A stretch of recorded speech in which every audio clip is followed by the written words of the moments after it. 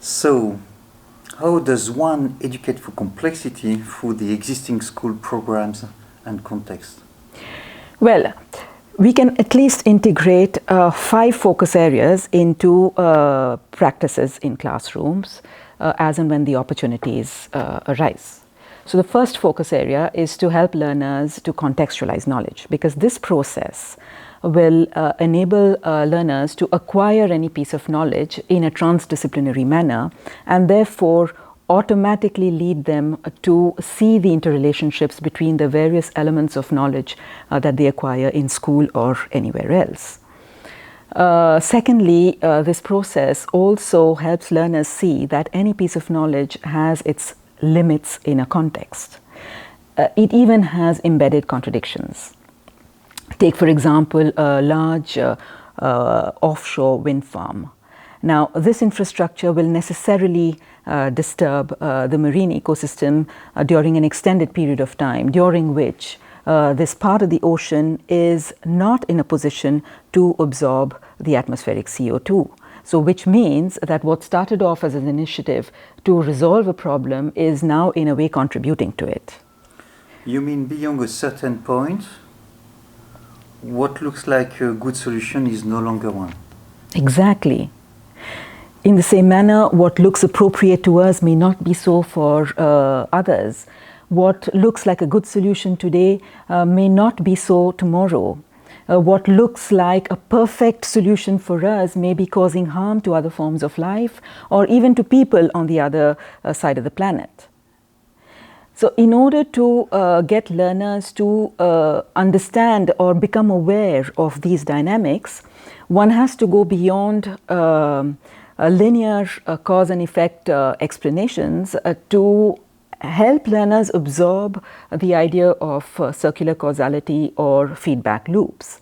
And this can be done through several themes that are already there in school curricula, like forests and ecosystems and climate change and renewable energy, or market systems and so on and so forth. It's actually about learning to make sense of knowledge in real life. Exactly. The second focus area is on emotional and social skills. Our emotions and feelings determine not just our behavior, but also our opinions, points of view, decisions, and actions in any context. Therefore, we have to specifically work on emotional development with methods that are specially designed for that. You emphasize growing in self-awareness, loving oneself, managing one's emotions, developing empathy for the others. Now, it's not that we don't have opportunities for doing that in schools. There are ample opportunities, but historically, emotional development was not part of schooling. Today, teachers realize that this work can have profound repercussions on the children, their learning, and on the class environment. And this addresses the human factor of complex situations. Yes, of course. So the third focus area, which is related to the second one, is to emphasize group work with specific objectives of developing sensitive listening skills, changing perspectives, rising above one's own rigid opinions and beliefs in order to be able to accommodate other points of view. You mean develop collective intelligence skills? Yes, exactly. It's true that group work is already a common practice in classrooms, but not necessarily with the objectives that I've just mentioned. Whereas there exist methods and tools where you can develop these skills while working on several academic or non-academic topics in classrooms. Now, the fourth focus area is on developing an ecological intelligence, because every context is embedded in an ecosystem and depends on it. Therefore, we have to replace this idea of a hierarchy between man and nature with one of a single and unique web of life in which the two are inescapably connected and mutually dependent on each other. And this notion of circular causality that I mentioned earlier will automatically help us to make this transition. So this fourth focus area helps deal with the ecosystem factor in complex contexts? Exactly.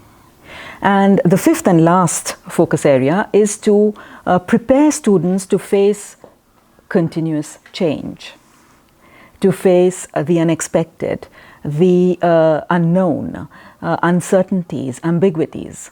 Because you see, you can never be sure of plans and outcomes in contexts that are changing all the time. You have to therefore prepare yourself for it, and for that you need a flexible mindset and a diversity of options and diversity of solutions. Therefore, there are several methods which will help encourage students for divergent thinking, risk-taking, successive approximation, letting go, and so on.